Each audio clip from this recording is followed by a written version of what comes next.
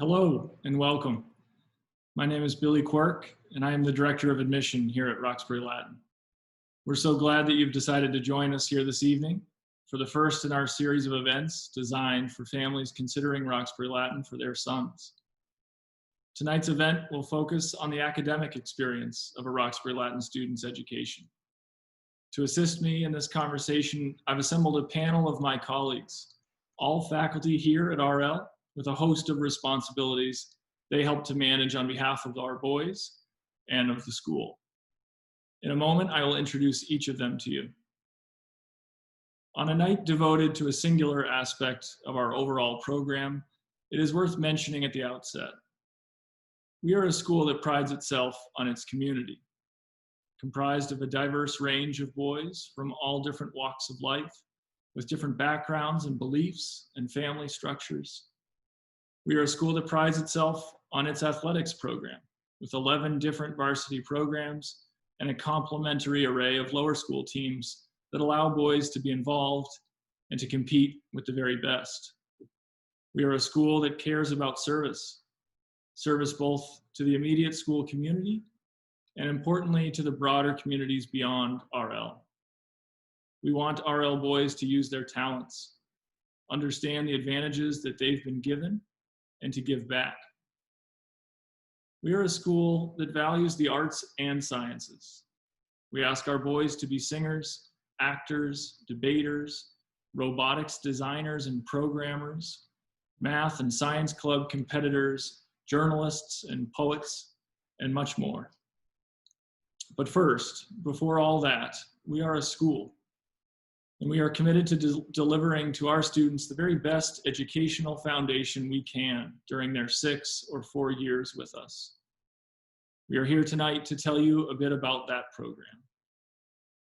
We offer a classical program, one rooted in history and operating in the belief that disciplined, routine training and consistent effort will yield positive results and an important foundation of scholarship going forward. We offer 2 ancient languages, Greek and Latin, the latter of which we require our boys to take. Our program offers exposure to the arts and sciences, espousing the idea that broad exposure in the liberal arts equips boys not just with a prescribed knowledge base, but more powerfully with the tools of inquiry and research and critical thinking. We want RL boys to learn how to think and how to discover truth so that they can then go off with these fundamental skills to seek what particular application suits them.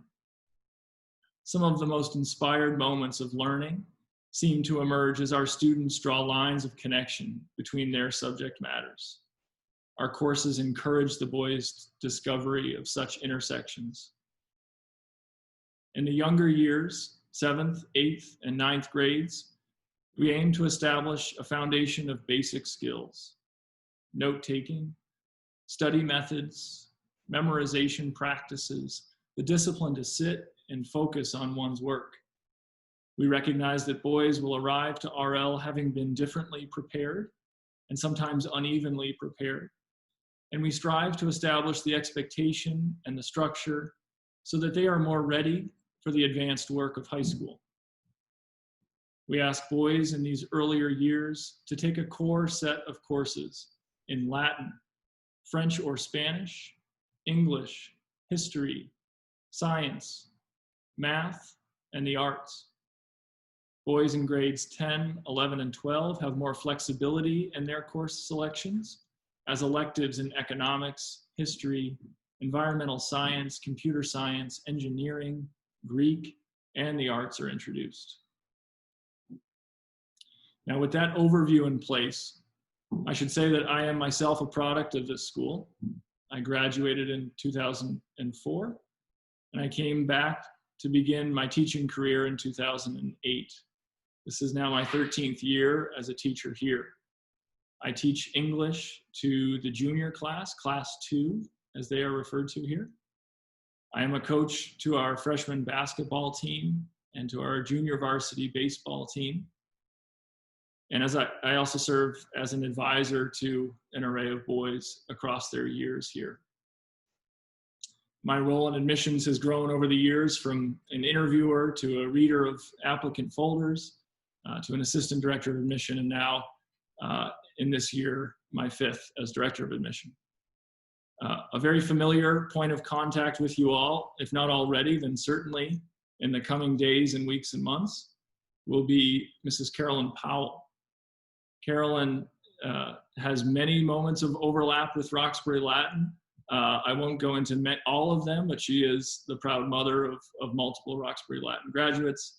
She is the assistant here in the admission office, and she is likely your first point of encounter as you come into contact with the school, answering your emails and your calls and questions as they come up.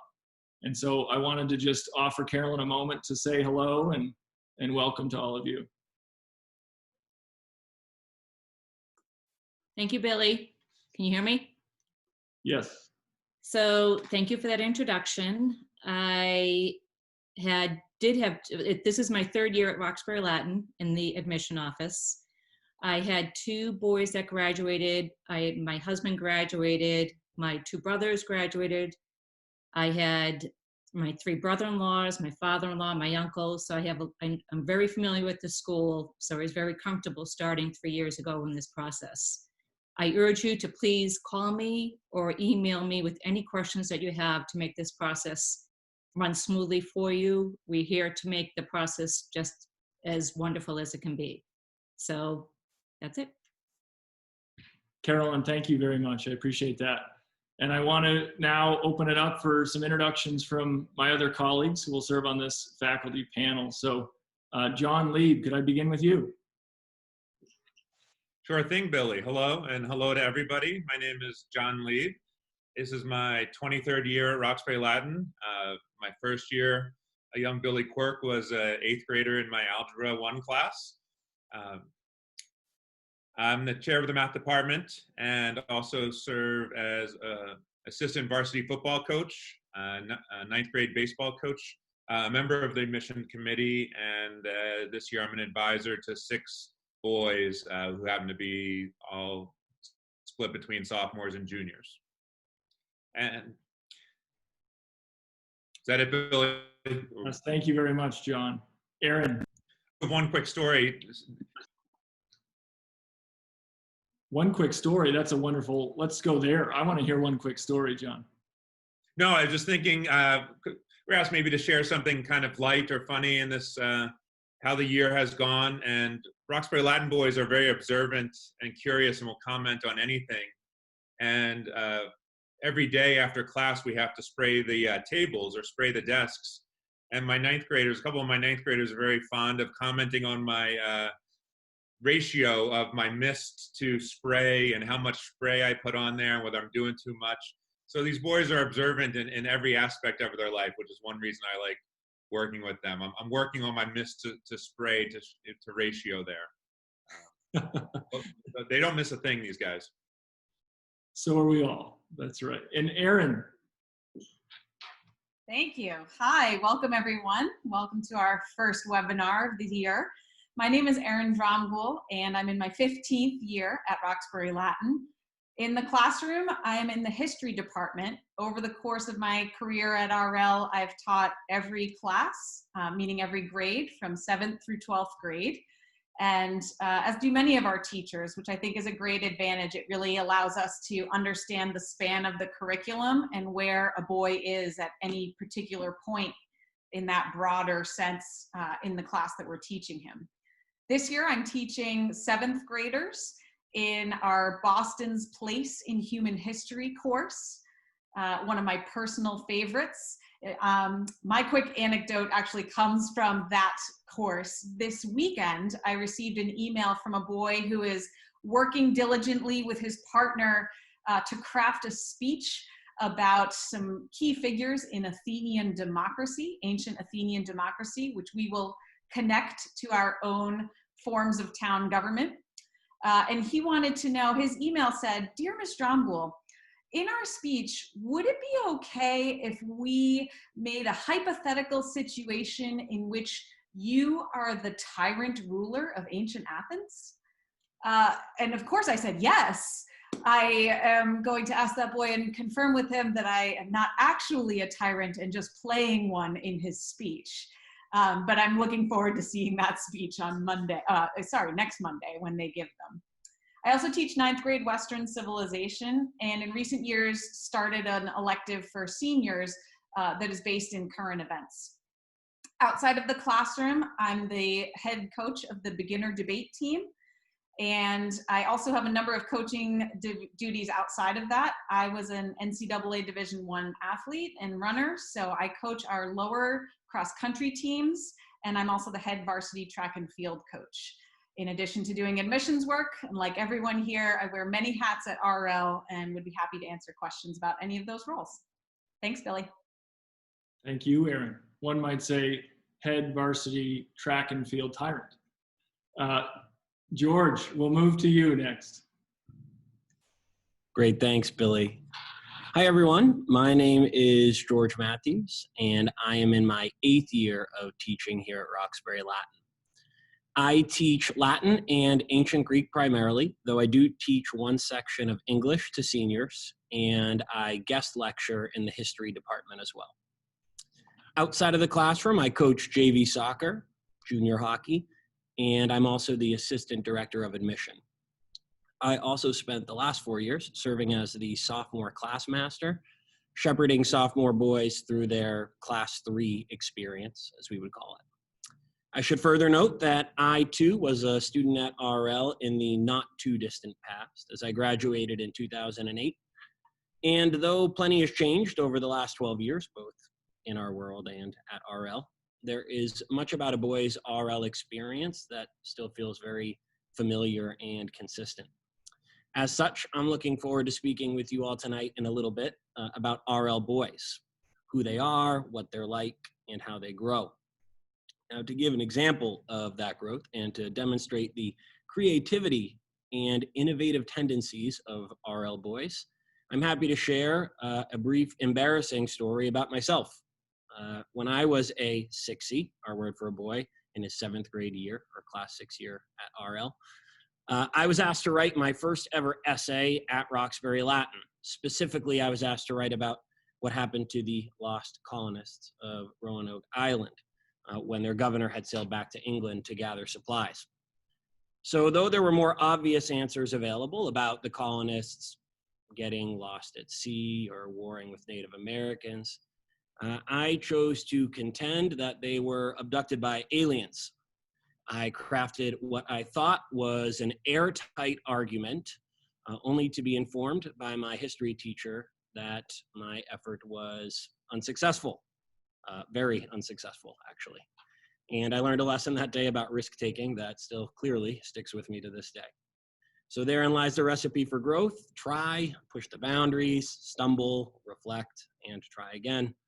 And I look forward to sharing a little bit more about RL boys and their academic experience in just a little bit. Thank you, George and Aaron and John and Carolyn, for being here. This is the team we've assembled, and we hope the rest of the evening will paint a picture for you of what it's like to be a student in the classroom here and the adults with whom your boys might work one day.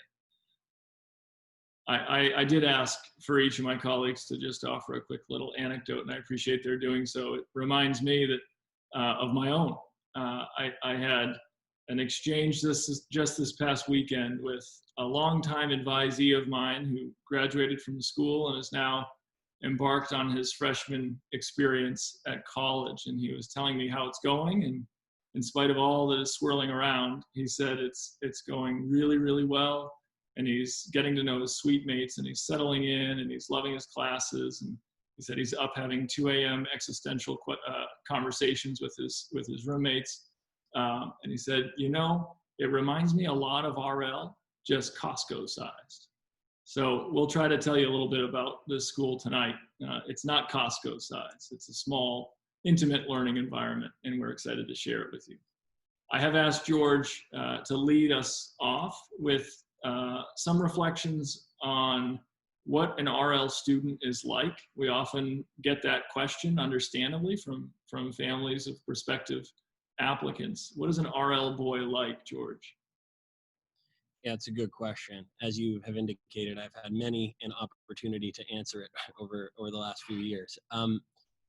The first thing I would say about an RL boy is that there really isn't one type of RL boy, though I suppose what I always assume people are getting at is what are some of the common characteristics of boys who show up at RL, who are here with us, and by extension, what we look for in the admissions process. So there are certain common characteristics. I would say chief among them are that our boys tend to be motivated and often self-motivated. They're ambitious for sure, curious, definitely. And frankly, the theme that ties it all together is, generally speaking, they really like school. They look forward to school because most of our boys do spend a lot of time here during the year. I could probably go a little bit further and say that our boys tend to be oftentimes always in a healthy way, certainly in the classroom, but they're competitive by nature, right? They want to do well, and they're eager to soak up as much as they can. And yes, they do tend to be high achieving. And one of the more special things I would say is they're willing to grow and they're willing to listen and learn from each other. Some boys more than others need coaching on that. I was one of those boys as a young 60 myself. But I find that those are some of the core common characteristics: an eagerness to learn and to spend time at school. Now, if those are sort of the core common characteristics that boys come in with, as Billy alluded to in his earlier remarks, boys come to us from very different places though, right? They have different lived experiences. They've been afforded different educational opportunities and other opportunities in life. So what we try to do during their years here at RL, particularly in the early years is when we lay the foundation, is to make sure that boys are acquiring certain skills that we really feel are essential for them, not for college, but for life itself, right? So in particular, we place a high premium on organizational skills, which you'll probably hear a little bit more about later on. Time management seems to be a really common theme that I hear from boys when you ask boys what it is that they've taken from their RL education. An ability to communicate, right? Both to appropriately self-advocate, but also to learn how to ask for help, something that is certainly true of any boy who's looking to really thrive and make the most of their RL experience.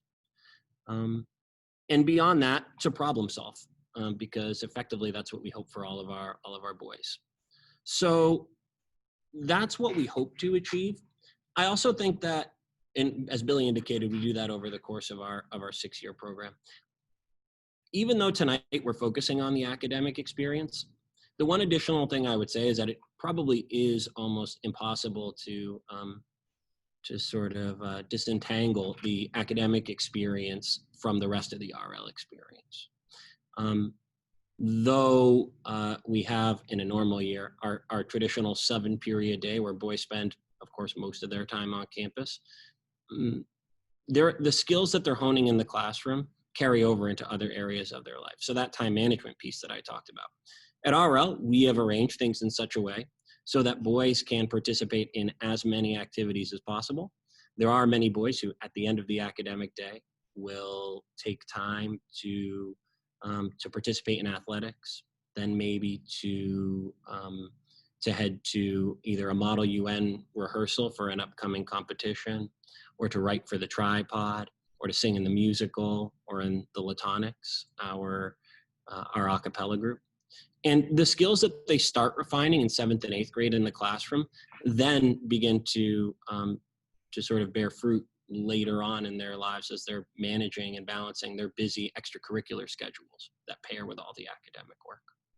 So there's a wonderful sort of continuity to the program that I know personally I really came to experience, so that when I was a senior balancing a heavy load, I had plenty of practice in the classroom first, and then in other places at RL to hone my craft. And then, of course, there's the classes themselves. The only thing I will say from a boy's perspective is, as Billy indicated, there is a certain core curriculum component to the younger years that introduces boys to a variety of topics. But as boys get older, that breadth is replaced by depth. And boys get the opportunity to dig a little bit deeper. For example, in my Greek 3 class, I teach actually only 3 boys as we read the Iliad together in ancient Greek this fall. There are also a pair of boys this year working with Mr. Heaton, a history teacher and archivist, school archivist, on a tutorial on World War I. So there's an opportunity for boys to experience the broader curricular early on in their RL careers, and then to dive a little bit deeper once they're older and have a sense of what their particular interests are. Multivariable calculus is the option for a rare boy who wants to pursue that opportunity and who is ready for it. And teachers, my colleagues, are all too happy to do the extra work that it takes to pursue those opportunities for boys. So that's an overview of the academic experience from a boy's perspective at RL and who our boys are, what they hope to achieve and how they grow. And I look forward in a bit to taking some of your questions. Thank you very much, George. I was remiss before George began. I wanted to remind folks that we are very gladly receiving questions from all of you, and thanks to those who have already submitted some. But you'll notice a comment there. We've disabled the chat function, and please, as you hear from George and then John and Aaron, please do submit questions to us, and we've reserved time at the conclusion of this program to address those questions you have. So the Q&A function at the bottom of your screen will be the feature to use. Now that we've heard a little bit about the boys and how they are perhaps in common and quite distinct in their approaches to schoolwork, we thought it was appropriate to focus a little bit on the adults with whom they're working. And so John Lieb is going to focus a little bit on what our teachers are like, how they come to this work, what motivates them as they set about this work. And I'll turn it over, John, to you now. Thank you, Billy. So being a faculty member at RL is exciting in one word. And I would say among a diverse and wonderful faculty full of interests and varied interests, I think the number one thing I would say we have in common is that we love being in the classroom. We love engaging with boys. We love the energy they bring. We feed off of that. And like many of you, our lives are busy. But being in the classroom, those 45 minutes, 50 minutes of being in the classroom kind of feels like an oasis for the boys and for myself personally, that it's great to engage with them. So I would say boys here see that from their teachers. They feed off of that, and we feed off of them. And I think there's a wonderful interplay in all of our classes of enthusiasm, of intellectual interest, of goofiness. They are boys, they don't walk around, solemn-faced all day. They're talking about things, movies, sports, music. So they're very engaging to work with. And I also love, as Aaron alluded to, working with all the grades.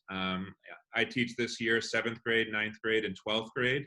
I've taught every grade in my 23 years here. And at our Roxbury Latin, there's not like the 10th grade English teacher or the 11th grade math teacher. We all teach different grades. So I might be teaching a boy senior year who I coached in 9th grade, or I might be coaching a boy in varsity football who I had in 7th or 8th grade. So those relationships, they really get to know us in different ways, and that really helps there. So that would be my first thing about RL faculty members. We love we talk about the boys at lunch. We, in passing, how's this guy doing? How's my advisee doing? So there's a lot of discussion about your sons, and somewhere along the way, I'm sure the phrase known and loved, or you may have read that about Roxbury Latin, and we do get to know them, and we do love them. Secondly, I would say the boys are asked to be generalists here. I know this is an academic focus, but certainly they are asked to do activities and sports, and the faculty are generalists as well. I early on was told that you're not just a teacher at Roxbury Latin, you really have 3 roles. You're a teacher, you're, a coach or activity director, and you're an advisor as well. And these three roles are all kind of equal. The advisor is not like a lesser thing, teachers here and advisors here. So all the teachers, the faculty members are advisors, work in activities, and we all take each of those three roles very seriously.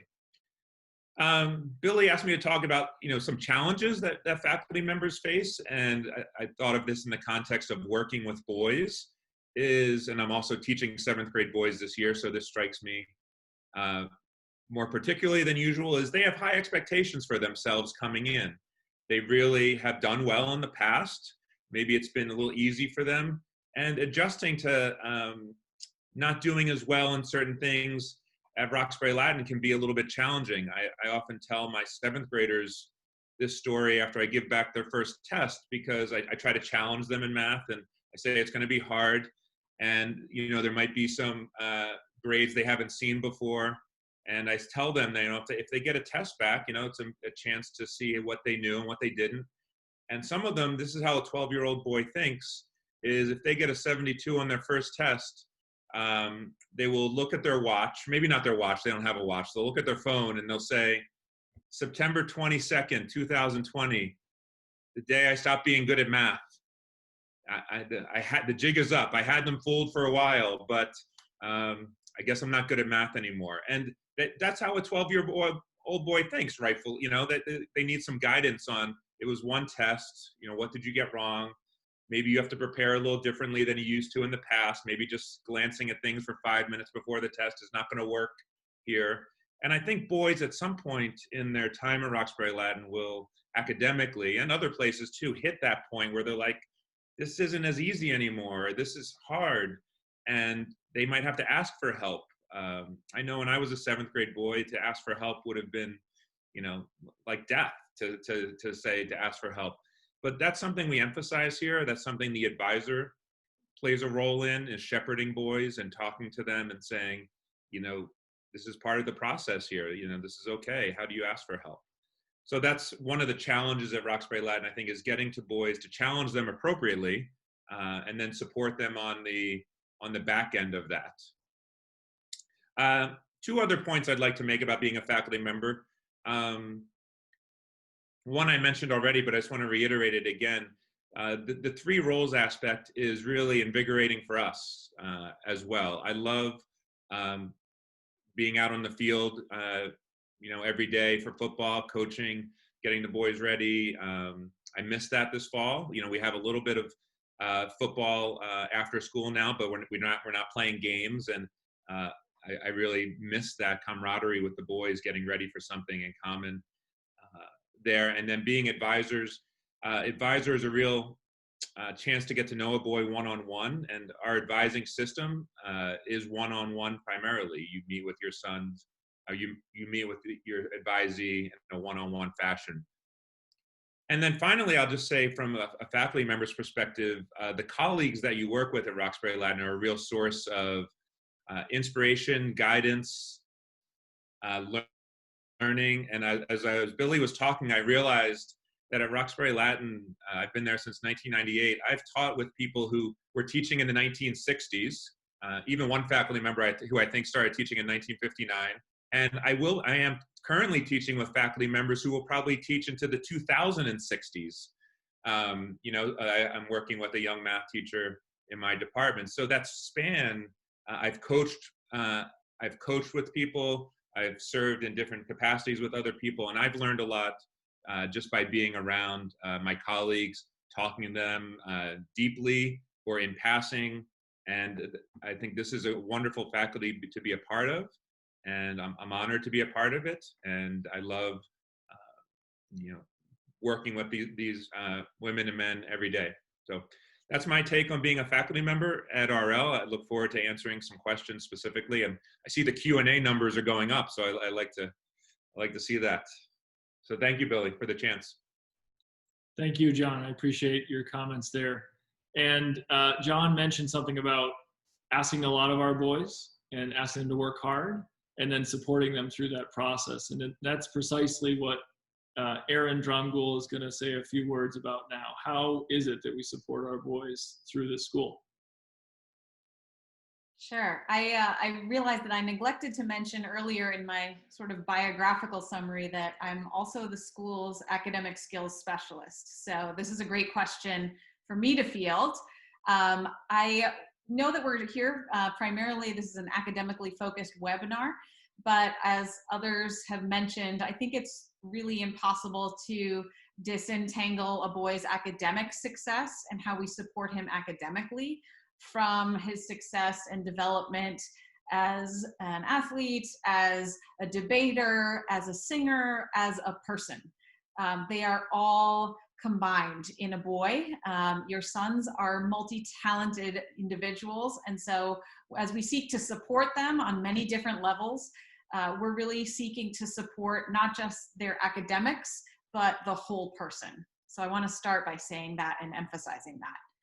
Certainly, as John mentioned, the advisor system at Roxbury Latin is what I believe to be the central hub or core of a boy's support system at the school.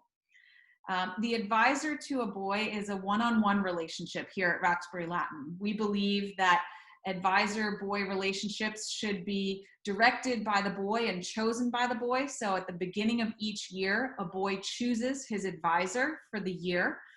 And boys are free to change advisors as they grow older and are introduced to new adults at the Roxbury Latin community, or sometimes they like to stick with the same advisor. And that advisor's role in your son's life is really to be both his support system, his cheerleader, and sometimes his safety net. And so what you can think of, I oftentimes use the analogy of a wheel. Thinking of your boy and his advisor at the center of that wheel, all components of his day will really come back to you, the advisor, and back to the boy. So as a boy's advisor, I might hear from his coach about an awesome game he had, his math teacher about a test that he was struggling on, and maybe his debate coach who's excited about his thrilling argument that he put forth in debate class. So there's all sorts of points of contact there. And the advisor really is the primary form of support for a boy. We meet with our advisees once a week, one-on-one, for at least probably about 25 minutes to half an hour. Sometimes these meetings take place over lunch and can be very casual. Other times they'll be in a classroom or a smaller setting where a boy can feel free to really express himself, his concerns, his worries, and his happiness. That's the primary form of support for all of our boys. Certainly on the academic spectrum, advisors keep very close tabs on their advisees. We are constantly checking in with their teachers to make sure everything's going well, to learn quickly if there's something that needs maybe some readjustment, and we work with the boys to make sure that that happens. Beyond the advisor system, teachers are, of course, the first and foremost form of academic support for boys. Our general sort of, I would say, faculty approach is one that's, I think, very reasonable. We definitely have high standards for our students, and we hold firm to those standards. We all think that it's important for boys to understand what our expectations are and to challenge themselves to meet those expectations. Now, that being said, we also are small enough to have the ability to be flexible with boys in terms of their individual needs. Our small class sizes, as George mentioned, his 3-person class with his Scholars of the Iliad, those types of small classes afford us the ability to really tailor support to a boy's individual needs. So whereas one boy might need help with study skills for tests, and another boy might need help organizing his essays, teachers are available to talk with boys about that boy's individual needs. We're available before school, after school, during free periods, and as John mentioned, we oftentimes will also see those same boys out on the playing fields. There are so many points of contact between teachers at Roxbury Latin and boys that it's impossible for a boy to escape our notice. And so we're always there to help them as teachers. If we find that a boy needs additional academic support when he's at Roxbury Latin, Perhaps he's struggling in particular in the languages, or perhaps a particular class is proving challenging for him. We do have additional layers of support that are available. Our older boys in classes 1, 2, and 3, that is seniors, juniors, and sophomores, serve as tutors in subject areas that they are confident with. And we find that that peer-to-peer interaction is really motivating for our boys, especially our younger boys who see in these older boys the role models that they themselves aspire to. So we love making use of our academically talented older boys to help out the younger boys as they adjust to our standards at Roxbury Latin. We also have an academic skills class that's led by myself. And in that class, we try to really focus on a lot of the executive functioning skills that George mentioned earlier. Things like organization, time management, communication with teachers. This year, of course, with the pandemic challenges, I'm focusing a lot on sort of digital tools and how to use those to stay organized on top of your work and communicate. A large part of that academic skills work is often self-advocacy. Again, encouraging boys to realize when they need extra help, how to seek extra help. Those we sort of work in tandem. I work in tandem with all of a boy's teachers to make sure that he's getting the support that he needs and he's learning how to advocate for himself so that he can continue to do that moving forward. So as you can see, there's sort of multiple roles and multiple points of contact that all faculty are playing with boys in order to support their academic development. We also have an internal communication system at Roxbury Latin that I think is worth mentioning. And that allows us as teachers, advisors, class masters, and myself as the study skills specialist to stay in near constant communication about a boy and his progress. And that sort of ability to communicate is challenging in these times where we're often on Zoom and having to set up Zoom meetings. So that internal communication system that we have is very strong and extremely helpful in making sure that a boy is supported from start to finish. So I'll finish up by just saying that overall, I think that at Roxbury Latin, we help our boys succeed by providing constant support that is tailored to a boy's personality, his learning style, and his individual needs. John mentioned that boys at Roxbury Latin are known and loved, and I think our layers of support from teachers to advisors to tutors to study skills specialists, those are all testaments to a boy being known and loved at Roxbury Latin. Thank you very much, Erin. And to George and John as well. We're at a point in the evening now where I think I'll speak for my colleagues in saying we're all very excited for this next portion, which is to field your questions and take that conversation where it goes. So what I will do here is just toggle us all into a gallery view so that you can see all of us at once. And we'll just look to pick our way through some of these questions that you've asked. Thank you to the many who have submitted questions here. I can't promise that we'll be able to address each and every one, but we'll certainly do our best. So I'll ask this question here, and colleagues feel free to chime in. One question that was written has to do with a parent's role in their son's education. What is a parent's role in supporting their child at Roxbury Latin? What does that look like? Maybe I would throw that one to John. Would you be willing to start us off? Yeah, I will take that. I was about to take it. I myself have an 8th grader and 10th grader, not boys, so won't be attending Roxbury Latin. And I think part of the job and is working with us to develop their independence. Certainly we want them as they get older to develop increasing levels of independence and being able to take on their work and take on all the responsibilities that they have. And I think a parent can really do that by helping to support them in good habits, whether it's getting good sleep, maintaining, good boundaries around technology, I know how hard that is. Boundaries around technology, it exists. You know, their kids are on it. I think they should be, but I think those boundaries about when to be doing your work and when to be doing that. And I think being in communication with the advisor is a big point of contact here, and somebody that as a parent you should, and I think you would always feel comfortable contacting them. Usually I tell all my advisee parents, you know, always feel free to shoot me an email, send me an email, we'll set up a time to talk. And usually, I would always get back to a parent within 24 hours and usually less than that. I think we as advisors and teachers want to know what's happening with your son.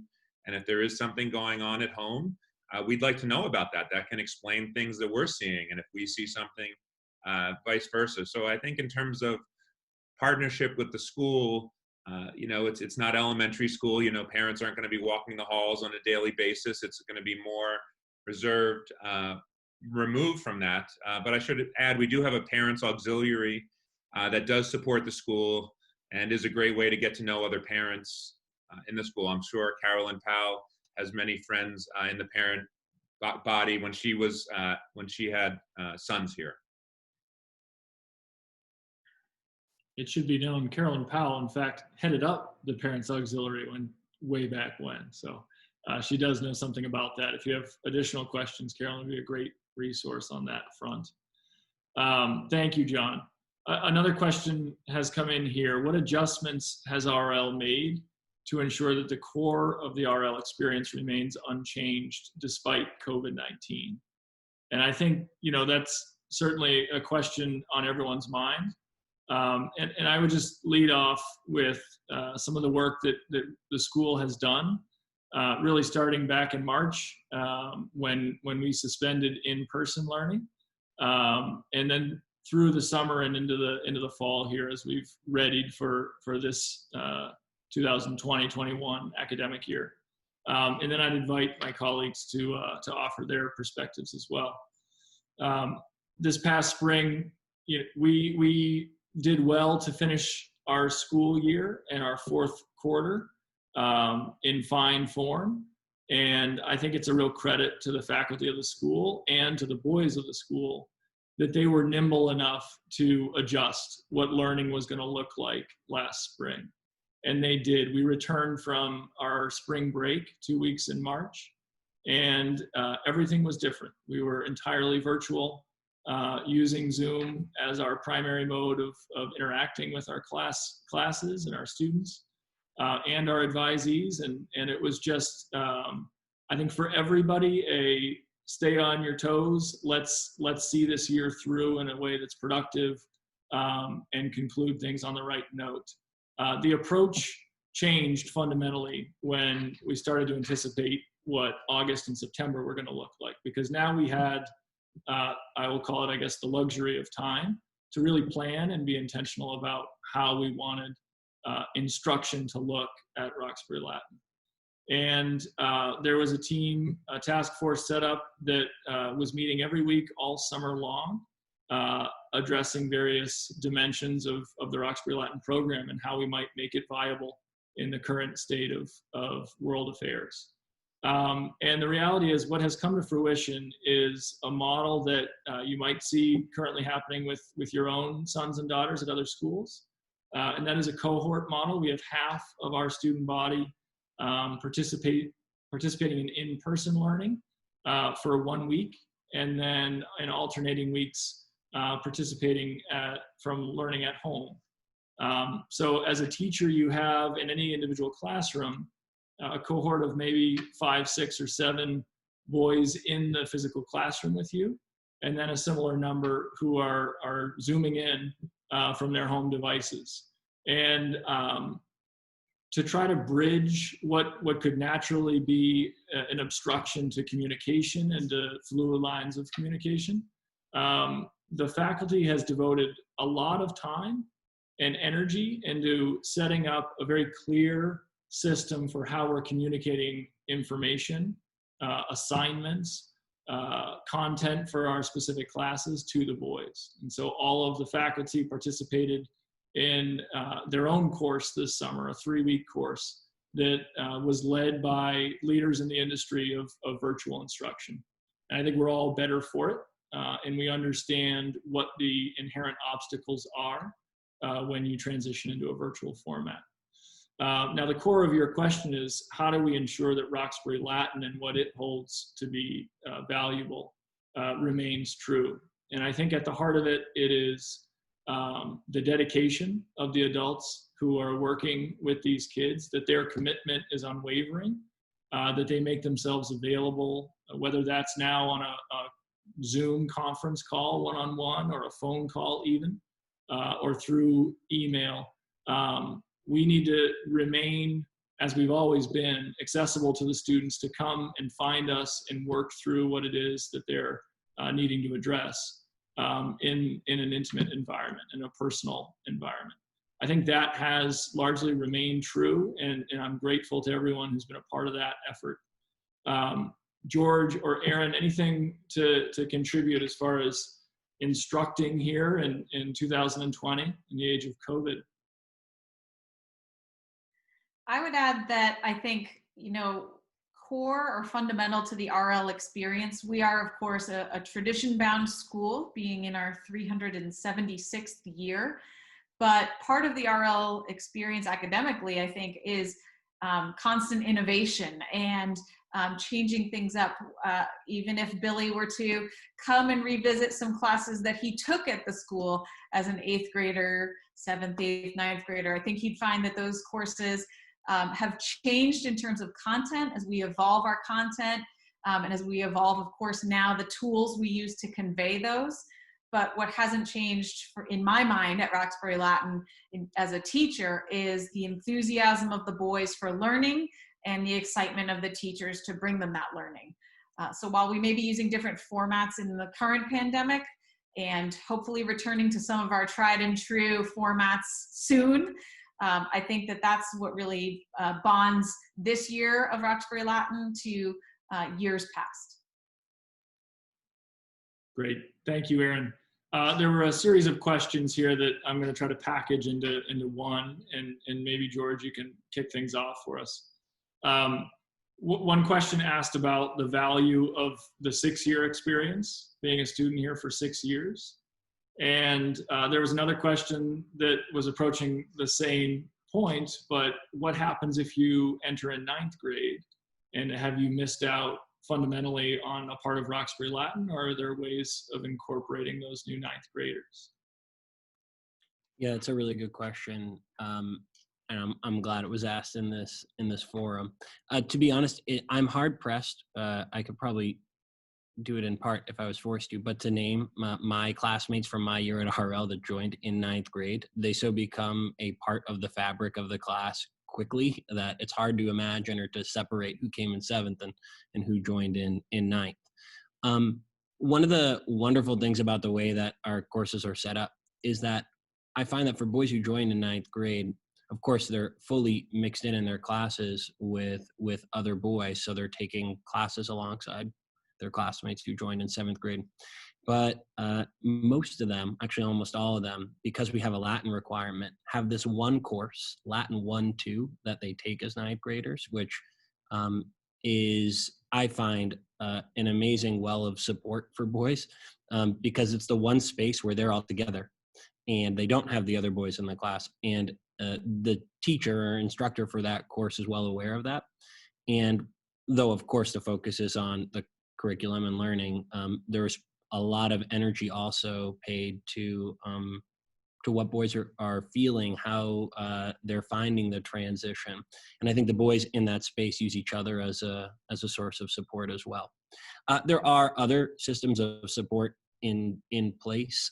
We will frequently, not just socially, but academically, have boys do paired work together if we sort of feel or have a tutor-tutee relationship, something we haven't talked about a lot tonight, but we do have those supports when we need them, oftentimes asking an older boy who has learned a bit about RL along the way to work with a boy who might be struggling to make that transition.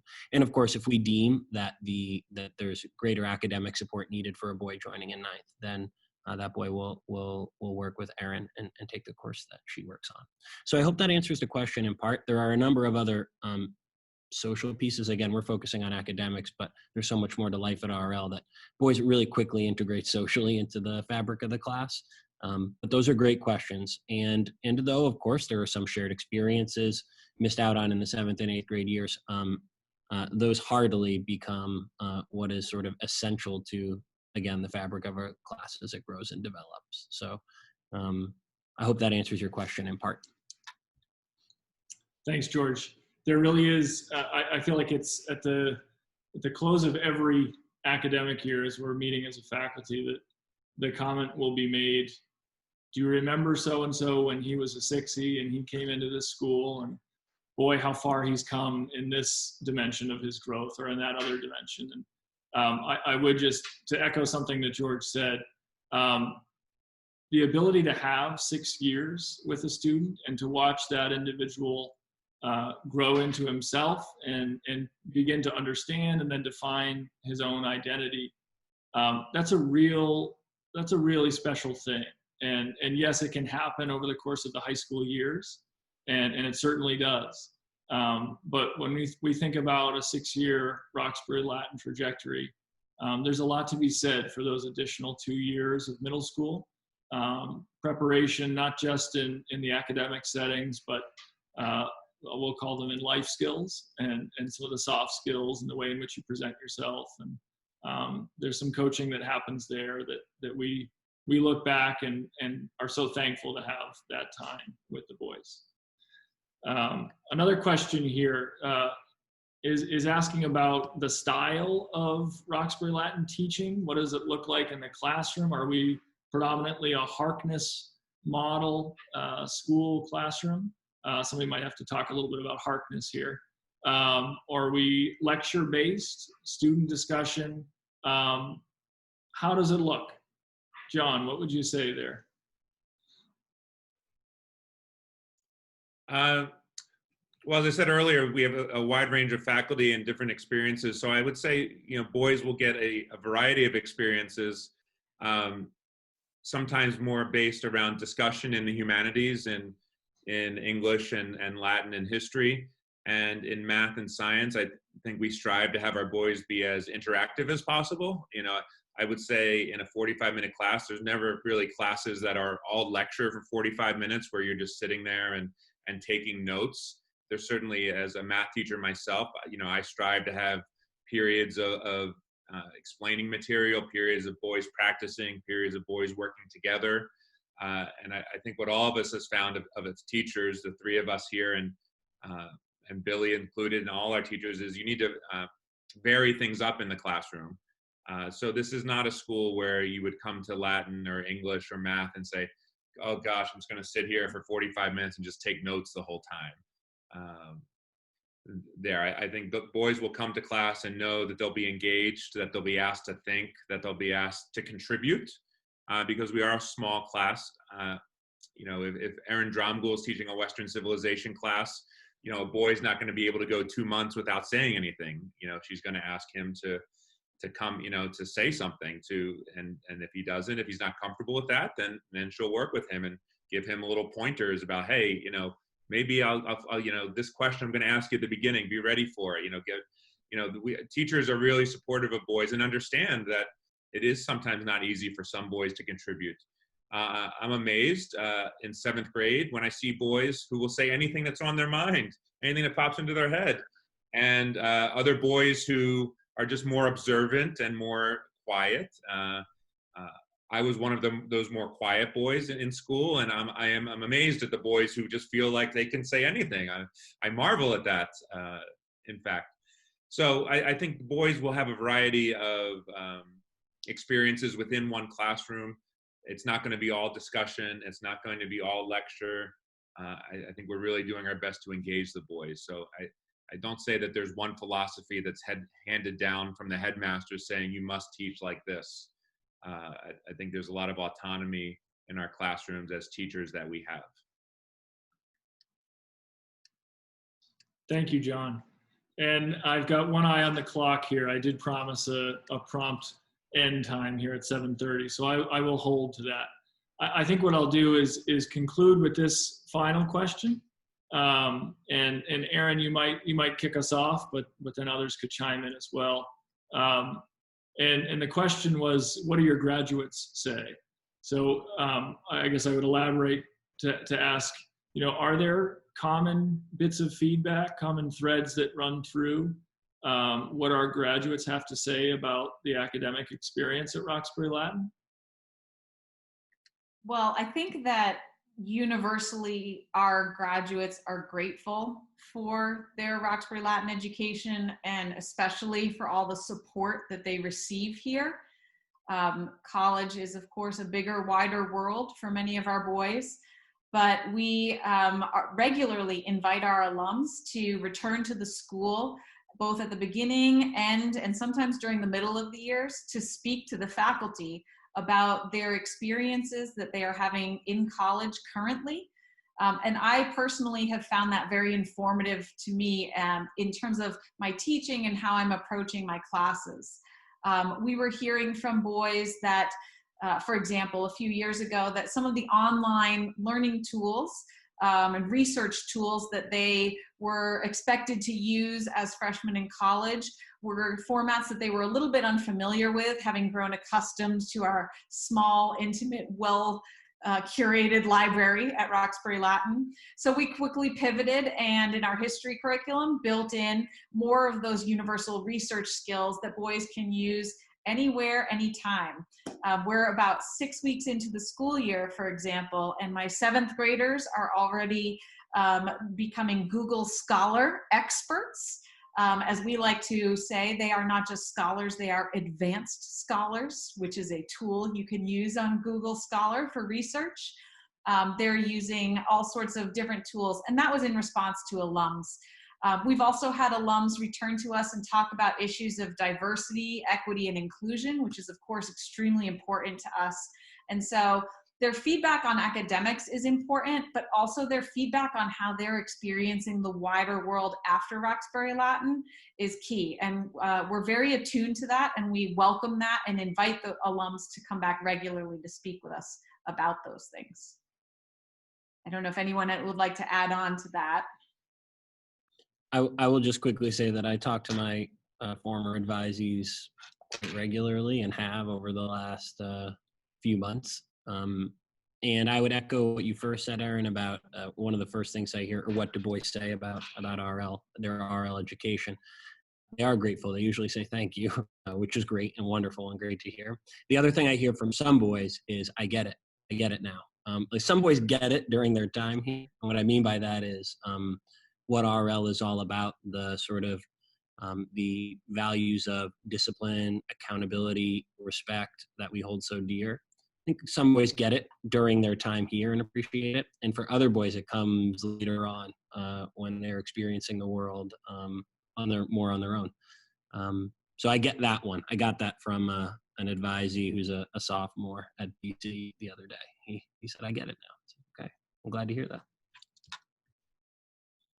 Well, John, George, Aaron, Carolyn, thank you very much. And especially to all of you who took some time out of your evening and tuned in to learn a little bit more about Roxbury Latin in this session about the academic experience. I would just thank you for that and for your ongoing interest in our school. We do have some additional events coming up, and the next two will actually be recordings that will be sure find their way in front of your eyeballs.